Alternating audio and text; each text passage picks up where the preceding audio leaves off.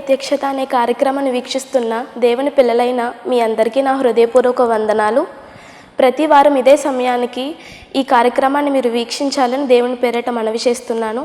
ఇప్పుడు reverend doctor KJR Palaraju గారిచే అందించబడుతున్న వాక్యమును మీరు విని దైవాశీర్వాదం పొందాలని కోరుకుంటున్నాను. వాక్యాన్ని వినే ముందు ఒక పాటను మనం విందాం.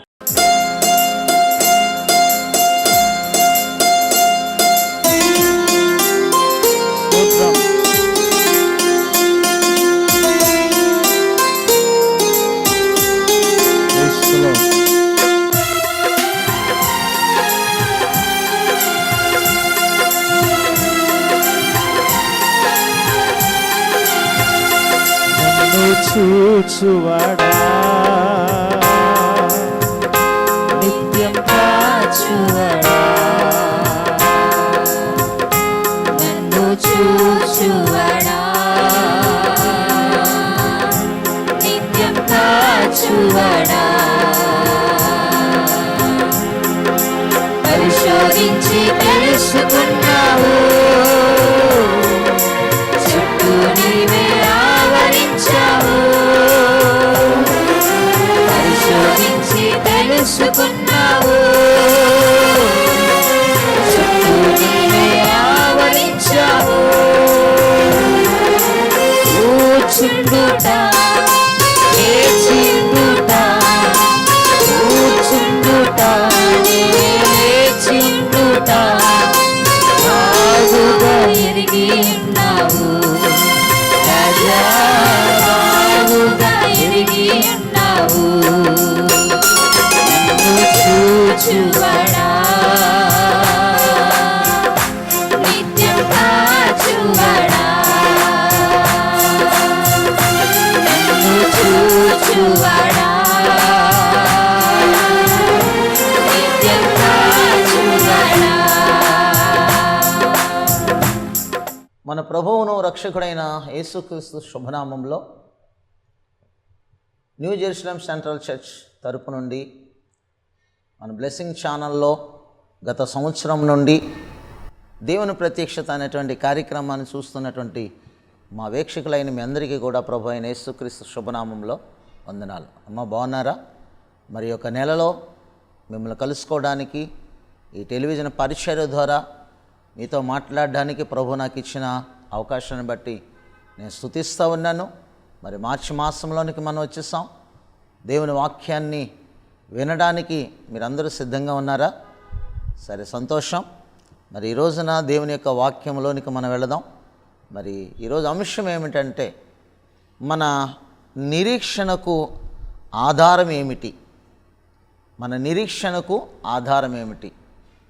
దేవుని యొక్క వాక్యాన్ని చదువుకుందాం. రోమీలకు రాసిన పత్రిక 4వ అధ్యాయము 18వ వచనం చదివితే, రోమీలకు రాసిన పత్రిక 4వ అధ్యాయము 18వ వచనంలో ఈ చక్కని మాటను మనం చదవగలుగుతాం. ప్రియులరా, నీ సంతానము ఇలాగు ఉండునని చెప్పిన దానిని బట్టి తాను అనేక జనములకు తండ్రి అగునట్లు, తాను అనేక జనములకు తండ్రి అగునట్లు, నిరీక్షణకు ఆధారము లేనప్పుడు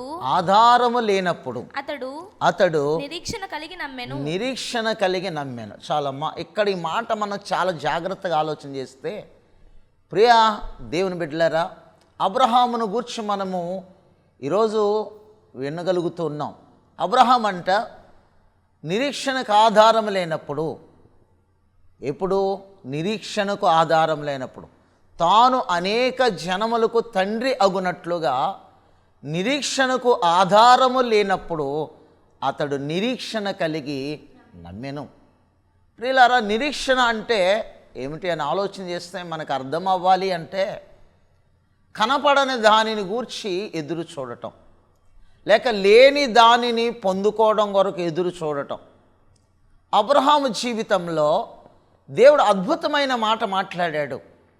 అబ్రహాముని దేవుడు పిలిచిన తర్వాత తన ఊరు అనే గ్రామము నుండి మరి బయటకు వచ్చిన తర్వాత ఒంటరిగా ఉన్నప్పుడు దేవుడు అబ్రహాముతో ఒక మంచి వాగ్దానం ఇచ్చాడు. అబ్రహామా, నేను నీకు అనేక మంది జనములకు తండ్రిగా చేస్తాను అని చెప్పాడు. ప్రియులరా, ఆ మాట ఎప్పుడు చెప్పాడంటే అబ్రహాముతో దేవాది దేవుడు అబ్రహాముకి 70 సంవత్సరాల వయసులో చెప్పిన మాట అది. 70 సంవత్సరాలు వెళ్ళిపోయి 75 అయిపోయింది. 70 తర్వాత 80 వచ్చినాయి, 80 తర్వాత 85, 80 తర్వాత 90, 95, ఆఖరికి సెంచరీ అంటే 100 సంవత్సరాలు వచ్చేంత వరకు కూడా దేవుడు చెప్పిన మాటను నెరవేర్చలేదు. అంటే సుమారుగా దేవాది దేవుడు అబ్రహాముకు మాట ఇచ్చి 30 సంవత్సరాలు గడుస్తున్నప్పటికీ కూడా అబ్రహాము జీవితంలో దేవుడిచ్చిన వాగ్దానాన్ని ముందుకు నడిపించలేదు, వాగ్దానాన్ని నెరవేర్చలేదు.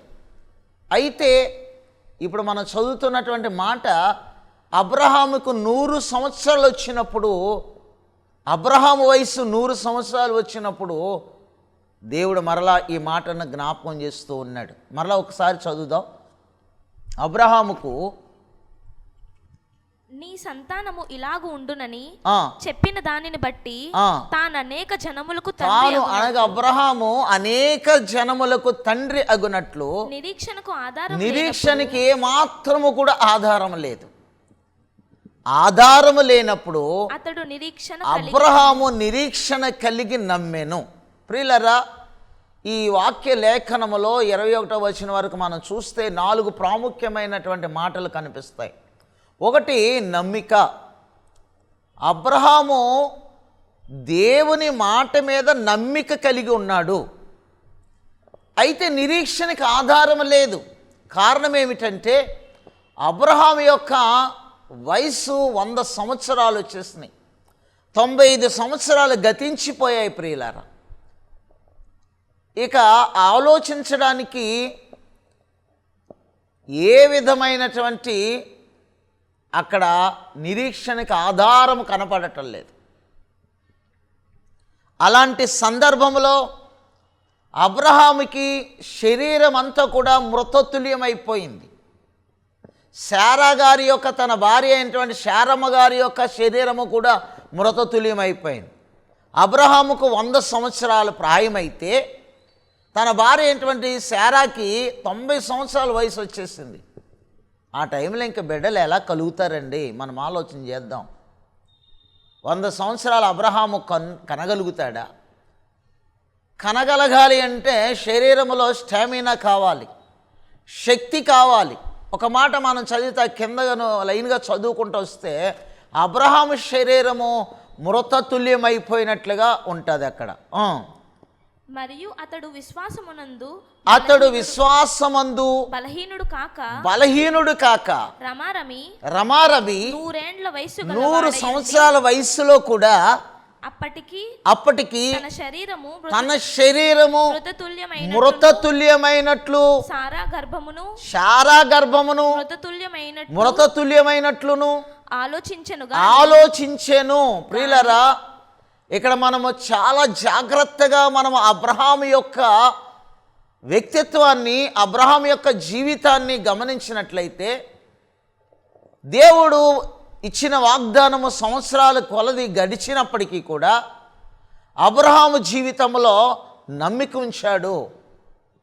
ఎన్ని సంవత్సరాలు నమ్మాడంటే ఒకటి కాదండి, నేనంటాను తన జీవితము ముగిసిపోయేంత వరకు నమ్మాడు. లెక్కలే చూస్తే 30 సంవత్సరాలు సుమారుగా దేవుడు మాట్లాడిన తర్వాత, వాగ్దానం ఇచ్చిన తర్వాత 30 సంవత్సరాలు ఎదురు చూచాడు. నిరీక్షణకు ఆధారం లేకపోయినప్పటికీ కూడా, ఆధారం లేనప్పుడు నమ్మటం చాలా కష్టం అండి. అబ్రహాం జీవితంలో నమ్మిక కలిగిన వ్యక్తిగా ఉన్నాడు. ఎవరిని నమ్మాడు అంటే సర్వశక్తుడిని నమ్మాడు. ఎవరిని నమ్మాడు అంటే మాట ఇచ్చిన వాణిని నమ్మాడు. ఎవరిని నమ్మాడు అంటే వాగ్దానం చేసిన దేవాది దేవుని యొక్క మాటను నమ్మాడు. ఎవరిని నమ్మాడంటే ఇదిగో దయచేయగలిగిన వాణిని నమ్మాడు. ఎవరిని నమ్మాడంటే తనతో మాట్లాడిన దేవుని యొక్క మాట మీద విశ్వాసం ఉంచాడు, నమ్మాడు. ఎవరిని నమ్మాడు అంటే ముఖాముఖిగా దేవుని ప్రత్యక్షత కలిగినటువంటి స్వరమును విన్నటువంటి అబ్రహాము ఆ స్వరమును మీద గొప్ప నమ్మిక పెట్టుకున్నాడు. ప్రియులారా, ఎన్ని సంవత్సరాలయ్యా తన మృతతుల్యమవుతున్నటువంటి సంవత్సరం వరకు, అనగా తన శరీరము మట్టిలోనికి వెళ్ళిపోతున్నటువంటి ఆ సమయము వరకు కూడా అబ్రహాము దేవుని నమ్మాడు. ప్రియులరా, నిరీక్షణకి ఆధారం లేనప్పుడు నమ్మిక ఉంచడం చాలా గొప్ప సంగతి కదా. ఈరోజు చదువుకున్నటువంటి వాళ్ళము, నేను బీఈడీ చేశాను, నాకు మంచి జాబ్ వస్తుంది అనుకుంటాడు. లేక నేను బీటెక్ చేశాను, మంచి ఇంజనీర్ని అవుతాను, మంచి పోస్ట్ సంపాదించుకుంటాను అనుకుంటాడు. ఇదిగో నేను చక్కని స్టడీ చేశాను, నేను ఈ జాబ్కి ఎలిజిబుల్ అనుకుంటాడు. కానీ స్టడీ చేయనటువంటి వాడు ఏదైనా నిరీక్షణ ఉంటుందా? నేను జాబ్ చేస్తానని ఉండదు కదా. ఆ విధముగానే అబ్రహాము జీవితంలో ఏ మాత్రం కూడా బిడ్డలు పొందుకోవడానికి తన భార్య సహకరించడానికి కూడా తన శరీరము కూడా సహకరించే పరిస్థితిలో లేదు. కారణం ఏంటంటే ఆ శారా యొక్క వయసు పైబడి ఉన్న తర్వాత శారాలో ఋతుచక్రం ఆగిపోయింది. ఇక బిడ్డలు కలిగేటువంటి పరిస్థితి లేదు. ఇంకా చెప్పాలంటే వాళ్ళ శరీరాలు మట్టిలోనికి వెళ్ళటానికి సిద్ధంగా ఉన్న శరీరం అంతా కూడా మృతతుల్యమైపోయింది. అంటే శరీరమును చావు ఆవరించినట్లుగా ఉంది, శరీరాన్ని మరణము ఆవరించినట్లుగా ఉంది, శరీరం అంతా కూడా చీకిపోయినటువంటి విధానములో ఉంది. ఏమాత్రమే శక్తి లేదు అబ్రహాములో, తన భార్య అయిన శారాలో. అలాంటి సందర్భంలోనంట ఇదిగో నిరీక్షణకి ఆధారం లేనప్పుడు అతడు నిరీక్షణ కలిగి నమ్మాడు. ఎప్పుడు వస్తుందండి నిరీక్షణ ఒక వ్యక్తిలో? ఎప్పుడు వస్తుందండి నిరీక్షణ ఒక వ్యక్తిలో? అంటే యథార్థత కలిగి ఉన్నప్పుడు. ప్రియులరా, భక్తుడైనటువంటి యోబు అంటాడు, యోబు గ్రంథములో ఇదిగో అక్కడ ఒక చక్కని మాటను మనం చూస్తాం.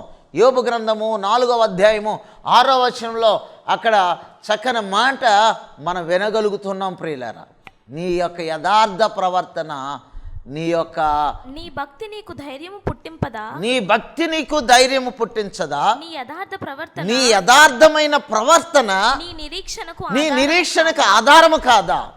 ఎంత గొప్ప మాట అండి. నిరీక్షణకు ఆధారం ఏమిటంటే నీ యథార్థ ప్రవర్తనే. నీ యథార్థ ప్రవర్తన నీ జీవితంలో నిరీక్షించడానికి ఆధారముగా ఉంటుంది. యథార్థ ప్రవర్తన లేకపోతే అబ్రహాము జీవితంలో నిరీక్షించడానికి అవకాశం ఉండేది కాదు. ప్రియులారా, నా ప్రియమైనటువంటి దేవుని వాక్యాన్ని వీక్షిస్తున్న నా ప్రియ స్నేహితుడా, సోదరి, ఈ రోజున ఈ వాక్యము ద్వారా నీ మదిలోనికి రావాల్సిన మాట ఏమిటంటే, నేను ఎవరి వైపు చూస్తున్నాను? నా నిరీక్షణ ఎవరి వైపు? యథార్థ ప్రవర్తన అంటూ నీలో ఉంది అంటే నీ నిరీక్షణ ఆధారముగా ఉంటుంది.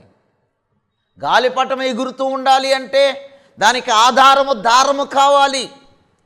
ఆ దారము ఒకవేళ మనకు కనపడకపోవచ్చు లాంగులోనికి, అది ఎత్తైనటువంటి ఆ యొక్క నీలి గగనంలో ఎగురుతూ ఉన్నప్పుడు, కానీ దానికి ఒక ఆధారం ఉంది, అది దారం. ప్రియులారా, నీ జీవితంలో నా జీవితంలో కూడా మన పరలోకం వెళ్ళడానికి ఒక నిరీక్షణ ఉండాలి, యథార్థ ప్రవర్తన. ప్రియులారా, ఆ యొక్క అబ్రహాము దేవుడు చెప్పినటువంటి ఆ సమయం నుండి, దేవుడు మాట ఇచ్చినటువంటి ఆ సమయం నుండి, ఆ వయసు నుండి ఇదిగో 30 సంవత్సరాలు దాదాపుగా, అంటే 100 సంవత్సరాలు వచ్చినప్పటికీ కూడా అతడు నిరీక్షణ కలిగి నమ్మడానికి గల కారణం ఏమిటంటే యథార్థమైన ప్రవర్తన.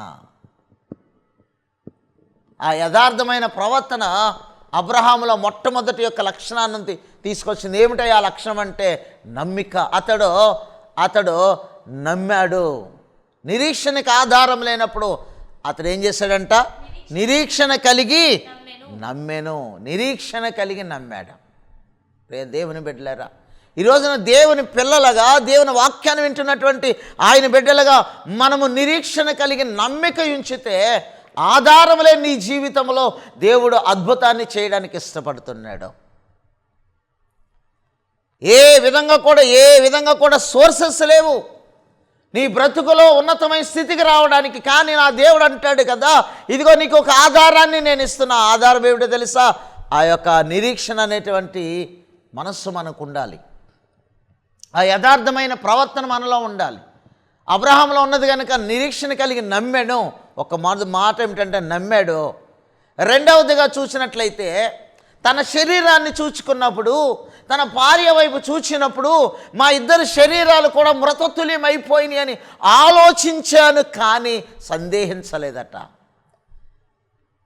మానవ మనస్సుతో ఆలోచన చేశాడు. మానవ శరీరం కాబట్టి, అయ్యో నా శరీరం సహకరించడం లేదే, అయ్యో నేను ఇదిగో మరణానికి సిద్ధమైపోయానే, నాకు బలం కూడా లేదే, నేను నడవలేకపోతున్నానే, నేను కూర్చోలేకపోతున్నానే అని మానవ శరీరంతో ఆలోచించాడు. కానీ ఆత్మ సంబంధమైన మనస్సుతో అద్భుతమైనటువంటి ఆ యొక్క నిరీక్షణ కలిగి ఉన్నాడు. మానవ మనస్సుతో తన శరీరం గురించి ఆలోచన చేశాడు, కానీ దేవుని యొక్క మాటతో, దేవుని యొక్క మనస్సుతో సందేహం రాలేదు. రెండో మాట ఏమిటంటే, అబ్రహాము సందేహించలేదండి, ఎక్కడ కూడా ఆలోచించాడు. తన శరీరం వైపు చూసుకున్నాడు, తన భార్య వైపు చూచాడు. మేమిద్దరం కూడా అన్ఫిట్ అనుకున్నారు. దేనికి? బిడ్డలను పొందుకోవడానికి, దేనికి? బిడ్డలను కనడానికి, దేనికి? ఇదిగో ఇంకా మేమిద్దరం కూడా శరీర సంబంధమైనటువంటి సంతోషాన్ని అనుభవించడానికి మాకు ఏ విధమైన సోర్సెస్ లేవు. కానీ దేవుని మనస్సుతో ఆలోచన చేసినప్పుడు సందేహం రాదండి. ఎందుకు సందేహం రాదంటే, నీ భక్తి నీకు ఆధారమైనప్పుడు సందేహం రాదు. ఈరోజున భక్తి దారిని వెళ్ళిపోతుంది. భక్తి కలిగినటువంటి జీవితం నీదైతే ఎప్పుడు కూడా సందేహం రాదు. ఈ పనిలో నేను ముందుకు వెళ్ళగలినా అనే సందేహం రాదు. నా ప్రభు ఈ పని చేయగలడు, నా ద్వారా నాకు సహాయం చేయగలడు అనేటువంటి ధైర్యం వస్తుంది. రెండవదిగా అతడు ఆలోచన చేశాడు, కానీ సందేహం లేనటువంటి వాడిగా ఉంటా ఉన్నాడు ప్రియులారా. మూడో మాటను చూసినట్లయితే అతడు విశ్వసించాడంట. చదువుదాం, లైన్గా చదువుదామమ్మా. మృతతుల్యమైనట్లు ఆలోచించెను గాని అవిశ్వాసము వలన దేవుని వాగ్దానమును గూర్చి సందేహింపక దేవుని మహిమపరిచి ఆయన వాగ్దానము చేసినటువంటి దానిని నెరవేర్చుటకు సమర్థుడని రూఢిగా విశ్వసించి, దేని వలన? రూఢిగా, అనుమానము లేనటువంటి వాడిగా, విశ్వాసము కలిగినటువంటి వాడిగా ఉన్నాడు. వాగ్దానం చేసిన వాడు నమ్మదగిన వాడని నమ్మాడు ప్రియులారా. వాగ్దానం ఎప్పుడు కూడా చచ్చిపోదు. మనకంటూ మరణం ఉంది, కానీ వాగ్దానం చేసిన వానికి మరణం లేదు. వాగ్దానం పొందుకున్నటువంటి నీ చేతిలో వచ్చినట్టు వాగ్దానానికి కూడా మరణం లేదు ప్రియులారా. కానీ నీకు వాగ్దానం ఇచ్చాడే, ఆయన తగిన సమయంలో ఆ వాగ్దానాన్ని నెరవేర్పులను తీసుకురావడానికి ఇష్టపడుతున్నాడు. అబ్రహాం అంటున్నాడు, వాగ్దానం చేసినటువంటి వాడు, అద్భుతమైన మాట అది, చదువుదాం ఒకసారి. వాగ్దానం చేసినటువంటి వాడు దేవుని మహిమపరిచి ఆయన వాగ్దానము చేసిన దానిని నెరవేర్చుటకు సమర్థుడని రూఢిగా విశ్వసించి విశ్వాసము వలన బలమునందెను. ప్రియమైనటువంటి దేవుని బిడ్డలారా, ఒకటి నమ్మాడు అబ్రహాము, రెండవది సందేహించలేదు, మూడవది విశ్వసించాడండి. మనకు అనేకసార్లు సందేహాలు వస్తాయి. ఏమండి, ఎప్పటి నుంచో ప్రార్థన చేస్తున్నానండి, ఈ కార్యం జరుగుతుంది అంటారా? టీవీలో వాక్యం చెప్పినటువంటి దైవజనులు అందరికీ ఫోన్లు చేస్తున్నామండి, అయినా ఏ విధమైన రెస్పాన్స్ రావట్లేదండి. ఈ సందేహం నీకు ఉండకూడదు. ఇది జరుగుతుంది, ఈ కార్యం నెరవేరుస్తాడు అని మనం నమ్మాలి. ప్రియులారా, గత సంవత్సరం అంతయు టెలివిజన్ పరిచర్యలో కష్టమైనప్పటికీ కూడా దేవుడు నడిపిస్తూ వచ్చాడు సందేహించకుండా. బ్లెస్సింగ్ ఛానల్ డైరెక్టర్ గారితో మాట్లాడాను, అయ్యా ఒక సంవత్సరం నేను వాక్యం చెప్తానన్నాను, యాదృచ్ఛికంగా దేవుడు పలికించాడు. ఏ రోజు కూడా ఎక్కడ ఏ ఎపిసోడ్ ఆగకుండా పోయిన సంవత్సరం అంతయు కూడా దేవుడు నడిపిస్తూ వచ్చాడు. పైగా ఈ సంవత్సరం 2 నెలలు కూడా దేవుడు కృప చూపించాడు. సందేహించలేదు మేము. దేవుని మాట చొప్పున మమ్మల్ని నడిపిస్తూ వస్తున్నాడు. దేవుని యొక్క వర్తమానాలు, దేవుని ప్రత్యక్షత అనేటువంటి ఈ కార్యక్రమం ద్వారా అనేక మంది, చాలామంది వింటున్నారు, ఫోన్ కాల్ చేస్తున్నారు. ప్రియ దేవుని బిడ్డలారా, ఈ రోజున నీవు కూడా వింటున్నావు. నీవు సందేహించకుండా ఉంటే దేవుడు నీ జీవితంలో గొప్ప కార్యం చేస్తాడు. అబ్రహాం సందేహించలేదు, నమ్మాడు, శరీరాన్ని గురించి ఆలోచన చేశాడు, ఆత్మీయమై మనస్సు ద్వారా సందేహించలేదు.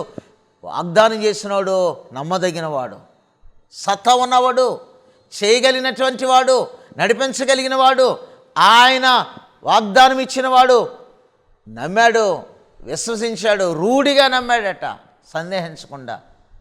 అందువలన ఎప్పుడైతే సందేహించలేదో, రూఢిగా నమ్మాడో, విశ్వసించాడో, ఆ విశ్వాసము వలన అతడు బలం పొందుకున్నాడు.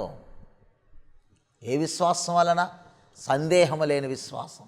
ఈరోజున సందేహం వస్తే విశ్వాసం ఉండదు, అవిశ్వాసపు మాటలు నీలో నుంచి వస్తాయి. దేవుని వాక్యాన్ని వింటున్నా దైవ బిడ్డలారా, ఈరోజు నువ్వు సందేహించకుండా దేవుని వాక్యాన్ని వినగలిగితే, ఈరోజున విశ్వాసం నీలోనికి రాగలిగితే, విశ్వాసాన్ని నువ్వు తెచ్చుకోగలిగితే, నీ యొక్క యథార్థమైన ప్రవర్తన నిన్ను నిలబెడుతుంది. ఏ కార్యంలోనైనా ఆ కార్యం దేవుడు నెరవేరుస్తాడు. వాక్యాన్ని ప్రతి వారం గురువారం సాయంత్రం 6:30 అలాగే ప్రతి శనివారం ఉదయం 10 గంటలకు టెలికాస్ట్ అవుతున్నటువంటి ఈ సందేశాలను నీ విని ఇంకా బలపడాలని దేవుని సేవకుడిగా నేను ప్రార్థిస్తున్నాను. మరి విన్నటువంటి మీరు దేవుని యొక్క వాక్యం మీ హృదయంలో ఉంచుకోవాలి. సందేహం అనేది రానివ్వకుండా యథార్థత కలిగి విశ్వాసంలోనికి ముందుకు వెళుతూ నమ్మిక మీరు తెచ్చుకోగలిగినప్పుడు ఇంకా అనేకుల్ని ఈ టెలివిజన్ పరిచయం ద్వారా మీరు ముందుకు నడిపించగలడానికి ప్రోత్సహిస్తారు. ప్రియులారా, అనేక టెలివిజన్ కార్యక్రమాలు చూస్తున్న నా ప్రియ స్నేహితుల సోదరి, ఒక్క టెలివిజన్ పరిచర్యకు లేదా ఒక టెలివిజన్ మరి ప్రోగ్రామ్కి మీరు స్పాన్సర్ చేయాలని ప్రభుపేట నేను మిమ్మల్ని ప్రేమతో కోరుతూ ఉన్నాను. దేవుని యొక్క కార్యాలకు మీరు వినియోగించబడాలని, మీరు ఒక మరి కార్యక్రమానికి స్పాన్సర్ చేయగలిగితే, మీ ద్వారా స్పాన్సర్ చేయగలిగినటువంటి ఆ కార్యక్రమం అనేక మందిని బలపరుస్తుంది, అనేక మందిని ఆశీర్వాదంలోనికి నడిపిస్తుంది. అంతేకాదు, మీరు చేసేటువంటి ఈ పరిచర్య ద్వారా మీరు ఇస్తున్న ప్రోత్సాహం బట్టి మీ కుటుంబాలు దీవించబడతాయి, ఆశీర్వదించబడతాయి. విని విడిచిపెట్టక, మేము చేయలేమని అనుకోక, మేము ఈ యొక్క టెలివిజన్ పరిచర్య కొరకు మేము చేయలేమని అనుకోక, మీరు ఎంతైతే చేయగలుగుతున్నారో ఈ టీవీ స్క్రీన్ మీద కనబడుతున్నటువంటి ఆ యొక్క బార్కోడ్ని మీరు చూసి దాన్ని స్కాన్ చేసి మరి గూగుల్ పే ద్వారా కానీ ఫోన్పే ద్వారా కానీ మీకు దేవుడిచ్చిన ప్రేరేపణ ఎంతైతే ఉందో అది కొద్దిపాటి కానుకవచ్చు, కానీ గొప్ప కార్యాలు చేస్తుంది. ఇదిగో దేవుని పక్షంగా మీరు ఇచ్చేటువంటి ఆ రూపాయలు టెలివిజన్ పరిచయకి ఇచ్చేటువంటి ఆ చిన్న కానుక ఏదైతే ఉందో అది అనేక మందిని దేవుని యొద్దకు నడిపించడానికి అవకాశం ఉంటుంది. ఈ రోజున అలాంటి నిర్ణయం మీరు ఎందుకు తీసుకోకూడదు? ఈ రోజున అలాంటి నిర్ణయం మీరు ఎందుకు మీ హృదయంలోనికి తెచ్చుకోకూడదు? మీ ద్వారా కొన్ని ఆత్మలు బలపడాలని దేవుని సేవకుడిగా ఆశిస్తూ ఉన్నాను. కొద్దిపాటి కానుక పంపించి, ఇదిగో మీరు ఒక ధైర్యముతో నేను ప్రభు కార్యం కొరకు నేను ఈ పని చేయగలిగానని ముందుకు రాగలిగితే దేవుడు మిమ్మల్ని ఇంకా దీవించడానికి ఇష్టపడుతున్నాడు. కనుక నా ప్రియమైనటువంటి దేవుని బిడ్డలారా, మీరు రూఢిపరచబడిన వారిగా ఉండాలి. నిరీక్షణకి ఆధారం లేదు, అయినా ఈ సంవత్సరం దేవుడు మీ పట్ల కార్యం చేస్తాడు. దైవజనుడిగా నేను చెప్తున్నాను, దైవజనుడిగా మీకు ఒక భరోసా ఇస్తున్నాను, దైవజనుడిగా ఇదిగో ఈ యొక్క ఛానల్ ద్వారా మిమ్మల్ని నేను ధైర్యపరుస్తున్నాను. నువ్వు దేవునికి కొద్దిపాటి కానుకిచ్చి గొప్ప ఆశీర్వాదాలని అనుభవించడానికి నువ్వు ముందుకు రాగలిగితే, నీవు ఇచ్చేటువంటి దానిని ఆయన చూస్తున్నాడు. ఆయన నీవు ఇవ్వలేనంత గొప్ప దీవెన ఇవ్వడానికి ఇష్టపడుతున్నాడు. ఈ రోజున సాతానుడికి స్థానం ఇవ్వకుండా ప్రభు కొరకు ఇప్పుడే నీవు నీ యొక్క ప్రేరేపించబడిన కానుకను మరి దేవుని యొక్క పరిచర్యకు పంపగలిగితే, దేవుడు మరలా ఎపిసోడ్ రాకముందే దేవుడు మీ పట్ల అనేకమైన కార్యాలు చేయబోతున్నాడు. కనుక నిరీక్షణకు ఆధారం లేదు, నేనేమి ఇవ్వలేనయ్యా అని నువ్వు అనుకోన్నప్పటికీ కూడా ఆయన నీకు ఇవ్వడానికి ముందుకు వస్తున్నాడు. నీకున్న దానిలోనే ఎంతైతే నీవు దేవునికి ఇవ్వడానికి ముందుకు రాగలుగుతావో, నీ మనసును చూసే దేవుడు, నీ హృదయాన్ని చూసే దేవుడు, నీ యొక్క ఆలోచన ఎరిగి ఉన్నటువంటి దేవుడు. కనుక నిన్ను దేవుడు దీవించడానికి ఇష్టపడుతున్నాడు. కనుక ఇట్టి కార్యక్రమాన్ని చూస్తున్న నీవు దీవించబడాలని దైవజనుడిగా, నీతోటి మరి దాసుడు, నీతోటి స్నేహితుడిగా, దేవుని దాసుడిగా, నీకు ఒక మంచి స్నేహితుడిగా నేను మిమ్మల్ని కోరుతూ ఉన్నాను. ప్రభు కార్యాల కొరకు, ఈ టెలివిజన్ పరిచర్య కొరకు మీరు గుప్పిలు విప్పాలని నేను మనసారా నేను మిమ్మల్ని ఆహ్వానిస్తున్నాను. కనుక మీరు ముందుకు రండి, దేవుడు మిమ్మల్ని దీవించగలడు. దేవుడి ఇట్టి మాటలు మన వినికిడిలో దీవించి ఆశీర్వదించునుగాక. Amen, amen, amen. చిన్న ప్రార్థన. దేవ మీ కొందనాలు నాయన, ఈ ఒక్క వర్తమానాన్ని విన్న బిడ్డలందరినీ ఆశీర్వించి దీవించి మేలులతో నింపి నాయన, వారు పంపే ప్రతి కానుక తండ్రి నీ యొక్క నా తండ్రి నాయన ఆశీర్వాదం పొందుకోవడానికి వినియోగించమని యేసు ప్రశస్తమైన నామములో అడుగుచున్నాం తండ్రి. ఆమేన్.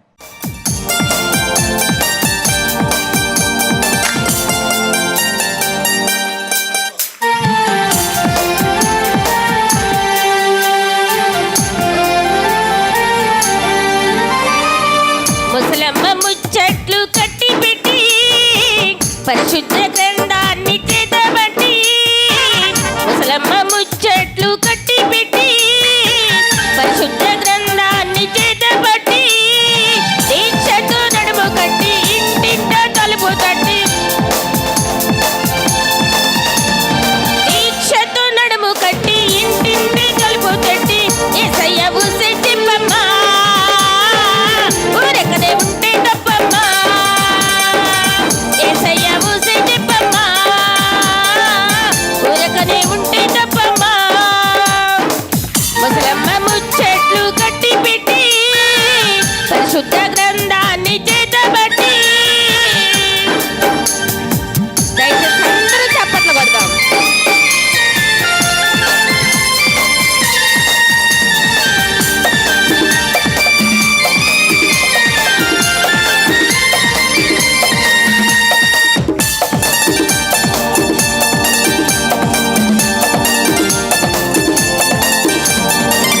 ఆ ఇంటి సంగతులన్నీ ఈ ఇంటికి మోసేవమ్మ, పొరుగింటి విషయాలన్నీ చాటింపు వేసేవమ్మ.